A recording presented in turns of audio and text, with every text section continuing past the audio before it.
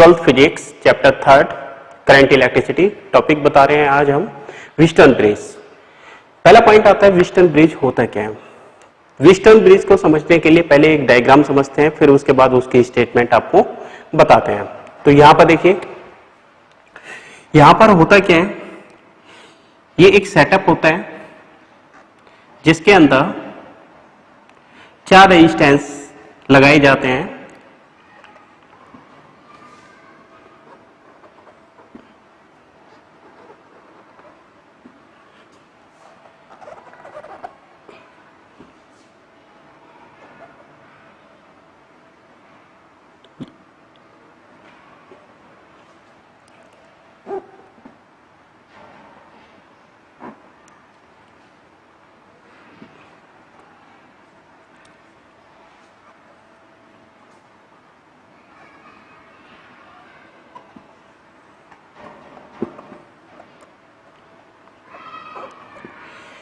ये इस टाइप से एक सर्किट होता है, यहाँ पे एक सेल लगाया जाता है जिसकी ईएमएफ E वोल्ट होती है।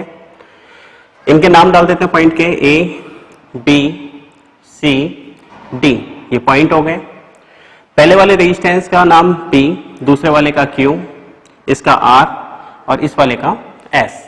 इस टाइप से इसके नाम डाल दिए गए हैं। अब यहां पर देखिए, यहां पे करंट आ रहा है I। ये करंट जब इस वाले पॉइंट पे पहुंचता है तो ये करंट दो पार्ट में डिवाइड होगा। करंट का एक पार्ट P में से क्रॉस होगा, दूसरा R में से। तो सपोज कीजिए यहां से करंट गया है I1 और इस वाली डायरेक्शन में करंट गया है I2। तो ये बताइए I कहां से आया? I इन दोनों करंट का सम होना चाहिए। तो I1 प्लस I2 किसके बराबर है? I के बराबर है। अब यहां पर देखिए, इस वाले पॉइंट पर करंट कौन सा पहुंचा? I1। अगर ये की क्लोज है, अगर इसे हम की को क्लोज करेंगे और सपोज करो यहां पे करंट फ्लो करता है I3, तो बताइए यहां पर I1 करंट आया था, उसमें से I3 निकल गया, तो बाकी करंट कितना बचा यहां पर? I1 minus I3। लेकिन अभी आपको क्या करना है, यहां पे की को क्लोज ही दिखाना है, ठीक है, ओपन ही रखना है। अभी थोड़ी देर में इसे क्लोज करेंगे, ठीक है। तो देखो, अब ऊपर से I3 करंट, यहां से I2 करंट, जबकि क्लोज है तो ये कितना हो जाएगा? I2 plus I3। यहां पर C पॉइंट पर ये वाला करंट और ये वाला करंट दोनों मिक्सिंग होंगे, मिल जाएंगे, ऐड हो जाएंगे। तो कितना बचेगा? I1 प्लस I2, जो कि किसके बराबर है? I के बराबर होगा। यहां पर एक की है, इस की का नाम डाल देते हैं, ये है K1, ये है K2, ठीक है। इस टाइप से इनका नाम डाल दिया जाता है। अब देखें पहला पॉइंट, व्हीटस्टोन ब्रिज क्या होता है। व्हीटस्टोन ब्रिज 1 2 3 4 रेजिस्टेंस को एक सेल के अक्रॉस लगाया जाता है, जिसमें एक गैल्वेनोमीटर भी लगा होता है, जैसा कि इस डायग्राम में दिखाया गया है। तो इसकी स्टेटमेंट क्या होती है?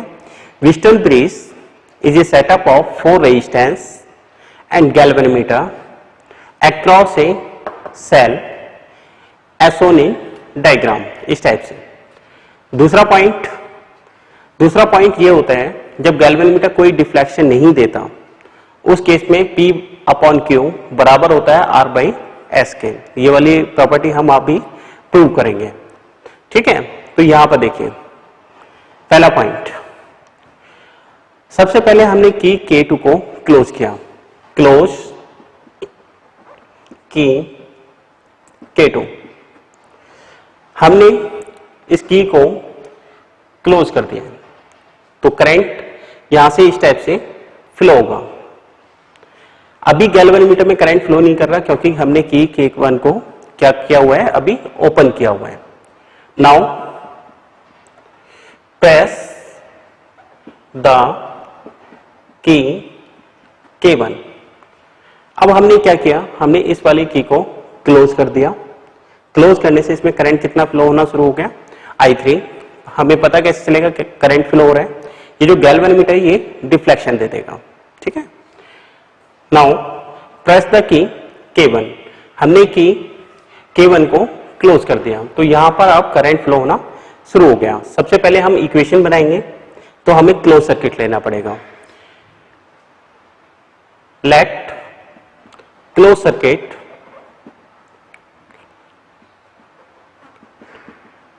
ए बी डी ए, हमने ये वाला क्लोज सर्किट ले लिया ए बी डी ए। इसके बाद एक और क्लोज सर्किट लेना पड़ेगा, दो इक्वेशन बनाने हैं। लेट क्लोज सर्किट, दूसरा क्लोज सर्किट हमने ले लिया B C D B, B C D P, इस टाइप से। अब यहां पर देखिए करंट हमेशा कहां से कहां फ्लो करता है, हायर पोटेंशियल से लोअर की तरफ। तो हायर पोटेंशियल बैटरी का ये वाला पॉइंट है, लोअर पोटेंशियल पर ये वाले टर्मिनल है। तो यहां पर देखिए बैटरी इस वाले सर्किट में, क्लोज सर्किट में कोई बैटरी नहीं है, तो ये कितना हो गया, जीरो। किरचॉफ का सेकंड लॉ हम अप्लाई कर रहे हैं, जिसे वोल्टेज लॉ भी बोला गया था। टोटल ईएमएफ कितना हो गया यहाँ पर, क्योंकि इस सर्किट में कोई बैटरी नहीं है तो टोटल ईएमएफ हमने यहाँ पर जीरो लिख दिया। ये हायर पोटेंशियल है, ये लोअर है, करंट हायर से लोअर की तरफ फ्लो कर रहे हैं तो करंट पॉजिटिव है, तो ये हो गया PI1। इसके बाद यहां पर करंट इस टाइप से फ्लो दिखा रखा है, इस डायरेक्शन में दिखा रखा है, तो इसे हम क्या लेंगे, प्लस I3 इंटू जी। इसके बाद देखिए इन दोनों पॉइंट के कंपैरिजन में ये वाला हायर पोटेंशियल पर है, ये लोअर पर है, लेकिन हम इसके करंट के अपोजिट डायरेक्शन में जा रहे हैं, तो यहां पे क्या आएगा, नेगेटिव I2 इंटू आर। इस टाइप से हमने क्या कर दिया, इक्वेशन नंबर फर्स्ट बना लिया। अच्छा, कई बच्चे ये भी पूछ सकते हैं कि सर ये लोअर पे हो, ये हायर पे हो, ये भी तो पॉसिबिलिटी है। बिल्कुल पॉसिबल है। I3 हम ये वाली डायरेक्शन ले रहे हैं, अगर I3 की वैल्यू हम फाइंड आउट करेंगे तो करंट पॉजिटिव भी आ सकता है, नेगेटिव भी। अगर पॉजिटिव आता है तो इसका मतलब है करंट जिस डायरेक्शन में बनाया हुआ है उसी डायरेक्शन में फ्लो कर रहे हैं। अगर नेगेटिव आता है तो इसका मतलब है जिस डायरेक्शन में हमने बनाया हुआ है उसके अपोजिट डायरेक्शन में फ्लो कर रहे हैं, तो उससे कोई फर्क नहीं पड़ेगा। इस टाइप से हम इक्वेशन को डिजाइन कर सकते हैं। इसके बाद देखिए क्लोज सर्किट BCDB, इसमें किरचॉफ का सेकंड रूल अप्लाई करना है। ये हायर पोटेंशियल पर, ये लोअर पर करंट इसी डायरेक्शन में फ्लो कर रहा है, तो ये आ जाएगा टोटल ईएमएफ कितना है इस वाले सर्किट में, टोटल ईएमएफ इसकी तरह इसमें भी कोई नहीं है तो जीरो। करंट हायर से लोअर फ्लो कर रहे हैं तो ये हो जाएगा I1 minus I3 into Q plus. इसके बाद देखिए ये लोअर पोटेंशियल है, ये हायर है, करंट लोअर से हायर की डायरेक्शन में फ्लो कर रहा है तो हमें नेगेटिव लेना पड़ेगा, तो माइनस पहले S into negative of, negative यहां लगा देते हैं नहीं तो कैलकुलेशन में दिक्कत आएगी, फिर negative of I2 plus I3। इसका जो नेगेटिव है पूरे का मैंने यहां लगा दिया, plus.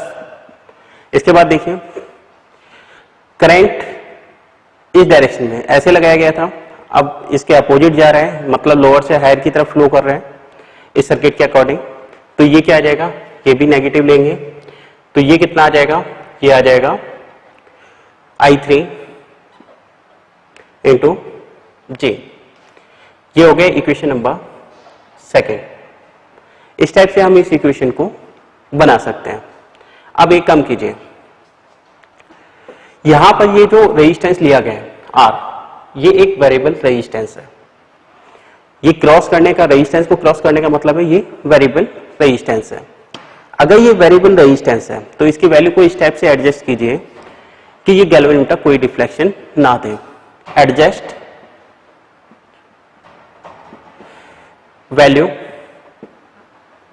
Of variable resistance R such that galvanometer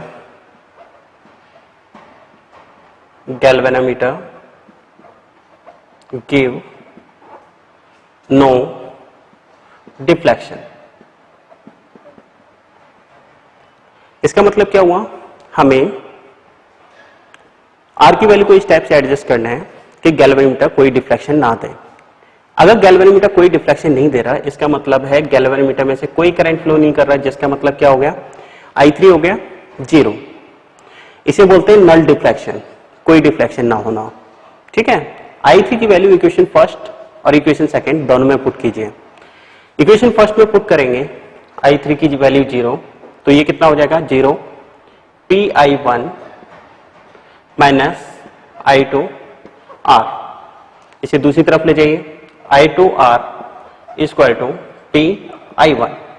इसके बाद I2 अपॉन I1 ये कितना आ जाएगा P/R। ये हो गया इक्वेशन नंबर 3। I3 की वैल्यू इस वाले इक्वेशन में पुट करेंगे तो कितना आ जाएगा 0 I1 Q minus S I2 और ये हो गया 0। ये कितना हो जाएगा S I2 equal to I1 Q। हमें I2/I1 निकालना है, तो I2/I1 इक्वल टू कितना हो गया Q/S। ये हो गया इक्वेशन नंबर 4। अब ये बताइए from equation third and fourth, from equation third and fourth, equation third and fourth का यूज कीजिए। I2/I1 ये भी I2/I1 है, दोनों को बराबर रख दीजिए। P/R इक्वल टू कितना हो गया Q/S। इन दोनों को इंटरचेंज कीजिए तो ये कितना हो जाएगा P/Q इक्वल टू R/S। ये वाला रिजल्ट आ गया। अब ध्यान से सुनिए, अगर I3 0 है जिसका मतलब है इसमें से कोई करंट फ्लो नहीं कर रहा, उस केस में इसके व्हीटस्टोन ब्रिज के आर्म्स का जो रेशियो होता है, जैसे P/Q ये वाली arm side arm upon R/S, इनका ये दोनों का रेशियो बराबर होता है, P/Q बराबर होता है R/S के। इसका कैसे समझ सकते हो वो और देखिए।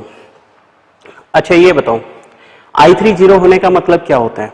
I3 0 होने का मतलब आप दूसरे टाइप से, इस टाइप से भी कह सकते हैं कि पॉइंट B और पॉइंट D सेम पोटेंशियल पर है। जब पोटेंशियल डिफरेंस 0 हो जाएगा तो उस केस में कोई करंट फ्लो नहीं होगा। करंट फ्लो होने के लिए पोटेंशियल डिफरेंस अप्लाई करना जरूरी होता है। तो I3 0 होने का मतलब क्या है? इट मीन्स, इसका मतलब लगाया जाता है potential of B, potential at B point बराबर है पोटेंशियल एट D पॉइंट के।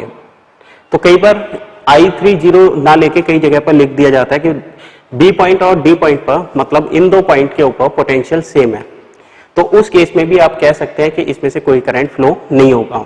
तो पहला पॉइंट, अगर ये वाली कंडीशन है तो भी ये बैलेंस कंडीशन में है, I3 0 बोला गया है तो भी ये बैलेंस कंडीशन में है, VB और VD इन दो पॉइंटों का पोटेंशियल अगर इक्वल बताया गया है तो भी ये बैलेंस कंडीशन में। क्वेश्चन को तीन टाइप से घुमाया जाएगा, या तो इस टाइप से बोला जाएगा, ये कंडीशन बोली जाएगी, या I3 0 बोला जाएगा, या फिर VB इक्वल टू VD बोला जाएगा। तो अगर ये तीनों पॉइंट बोले जाते हैं तो इसका एक ही मतलब निकलता है कि ये जो व्हीटस्टोन ब्रिज है ये बैलेंस कंडीशन में है। ठीक है, अब देखिए स्टेटमेंट ध्यान से सुनना। Four resistance PQRS and galvanometer G are arranged in a circuit as shown in diagram across a cell E। इन चारों रेजिस्टेंस और गैल्वेनोमीटर को इस दिए गए सर्किट के अकॉर्डिंग एक सेल के अक्रॉस लगाया गया। यहां पर पहले आपको की K2 क्लोज करनी है, ये वाली की, फिर आपने की K1 को क्लोज किया, और उस केस में अगर P/Q इक्वल टू R/S आता है तो ये सर्किट बैलेंस कंडीशन में होता है, या कह सकते हैं इसमें से कोई करंट फ्लो नहीं करेगा, तो उस केस में P/Q इक्वल टू R/S होगा। अब यहां पे मैंने पहले कौन सी की को क्लोज किया? इस वाली की को, फिर बाद में कौन सी? ये वाली की। इसका उल्टा मत कर देना। अगर सपोज करो आप पहले इसे क्लोज करोगे, ये ओपन है तो करंट तो पहले ही नहीं आ रहा, तो डिफ्लेक्शन पहले शो ही नहीं करेगा और आपको लगेगा कि बैलेंस है, तो वो गलत हो जाएगा। स्टेटमेंट क्या कहता है? स्टेटमेंट ये कहता है पहले ये वाली की क्लोज होनी चाहिए और उसके बाद ये वाली की क्लोज होगी, तभी करंट यहां तक पहुंचेगा। और जब इस की को क्लोज करोगे तो ये बैलेंस कंडीशन डिटेक्ट होगी। बैलेंस कंडीशन का मतलब है गैल्वेनोमीटर ऐसे रिएक्ट करेगा कि उसमें कोई करंट फ्लो नहीं हो रहा, जिसका मतलब है कोई वायरिंग अटैच नहीं है, या जीरो पे शो करेगा, ऐसे समझ लीजिए। अगर सपोज करो पहले हमने ये वाली की क्लोज की और ये वाली नहीं की, तो ये तो ओपन है, करंट सप्लाई नहीं होगा और आपको ये दिखेगा कि इसमें ये बैलेंस कंडीशन में, जो कि गलत है। ठीक है, तो पहले हम क्या करेंगे? K2 क्लोज करेंगे और उसके बाद कौन सी की क्लोज करेंगे? K1। एक बार स्टेटमेंट दोबारा से बता रहे हैं। स्टेटमेंट देखें, if four resistance PQRS and a galvanometer G are arranged in a circuit as shown in diagram across a cell E, and first close key K2, then press key K1. If galvanometer give no deflection, then side of arms are in this condition P by Q is equal to R by S. In sides के resistance के ratio बराबर होते हैं, ठीक है। इसको बोला जाता है व्हीटस्टोन ब्रिज। और व्हीटस्टोन ब्रिज बैलेंस होने की तीन कंडीशन कौन कौन सी बताई गई है आपको? या तो P by Q is equal to R by S होना चाहिए, या फिर गैल्वेनोमीटर में से कोई करंट फ्लो नहीं होना चाहिए, या फिर पोटेंशियल B पॉइंट और D पॉइंट का सेम होना चाहिए। अब एक बात और, मैं यहाँ पे B इसीलिए बोल रहा हूँ कि इस पॉइंट पे B लिखा हुआ है। आपको कोई भी डायग्राम दिया गया हो और उसके अकॉर्डिंग यहाँ पे सिंबल अलग हो तो उसका मीनिंग भी अलग हो जाएगा। तो आप ये देखिए, ये वाला पॉइंट जो भी सिंबल लिखा हुआ है और ये वाला पॉइंट, इन दोनों का पोटेंशियल अगर सेम है तो करंट फ्लो नहीं होगा और इसे बैलेंस कंडीशन में होगा। इसे इस टाइप से आप समझ सकते हैं। एक क्वेश्चन और बनता है। क्वेश्चन क्या है? क्वेश्चन ये है, हमने इस गैल्वेनोमीटर को यहां से हटा दिया, ये अभी बैलेंस कंडीशन में था, गैल्वेनोमीटर को हटाया, यहां से बैटरी को हटा दिया, इस वाले पॉइंट पे हमने लगा दिया गैल्वेनोमीटर और इस वाले पॉइंट पे लगा दिया हमने बैटरी को इस टाइप से। तो अब आपको ये बताना है क्या गैल्वेनोमीटर अभी भी बैलेंस कंडीशन में शो करेगा या नहीं करेगा। तो आपको ये ध्यान रखना है, ये साइड के रेशियो अभी भी उसी सर्किट को फॉलो कर रहे हैं, वही सर्किट बना हुआ है अब भी। तो इस वाले पॉइंट पर गैल्वेनोमीटर कोई डिफ्लेक्शन शो नहीं करेगा, जिसका मतलब है ये अभी भी बैलेंस कंडीशन में ही है, ठीक है। तो आप ये वाला पॉइंट समझ सकते हैं, ठीक है। इसका मतलब क्या होगा, इन दो पॉइंटों के अक्रॉस, मतलब ए पॉइंट और सी पॉइंट पे पोटेंशियल सेम हो जाएगा, जिसका मतलब इसमें से कोई करंट फ्लो नहीं करेगा और गैल्वेनोमीटर कोई डिफ्लेक्शन नहीं देगा।